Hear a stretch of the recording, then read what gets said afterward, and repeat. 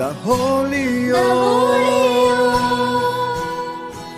Holy. Praise the Lord. Hallelujah. My brothers and sisters in Christ, welcome to the Holy of Holies. Today let us talk about the virtue of charity. Are we charitable, or how to be charitable? How to fulfill the law of Christ? Word of God says in Galatians chapter 6 verses 2, bear one another's burdens, and in this way you will fulfill the law of Christ. Amen. How to fulfill the law of Christ? By bearing one another's burdens. Jesus came and He carried our burdens on His shoulders. He carried our dishonor, our shame, our weaknesses, all our transgressions on His shoulders. And by His name we are saved. Jesus, in His humanity, He did not please Himself at all. He was not selfish. And there is pain and sacrifice when we carry the burden of others. Today the Word of God reminds us to fulfill the law of Christ by loving one another and by being charitable.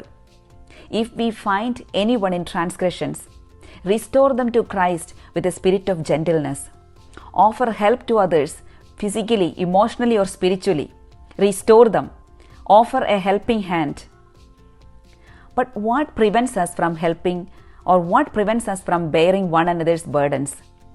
Galatians chapter 6 verses 3 says, for if those who are nothing think they are something, they deceive themselves.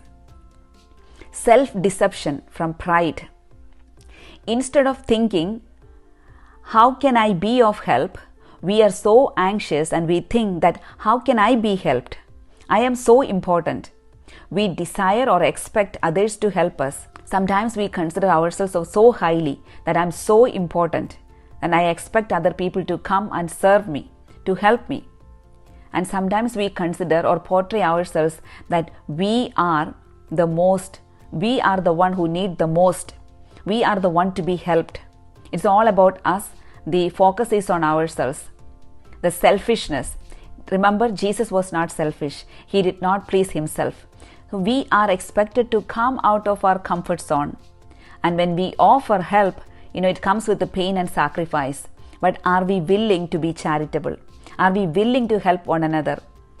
Giving up our time, giving up our pleasures, but with the pain and sacrifice, are we able to help? Praise the Lord. Luke chapter 6 verses 31 says, do to others as you would have them do to you. How do you want people to treat you? How do you want people to help you?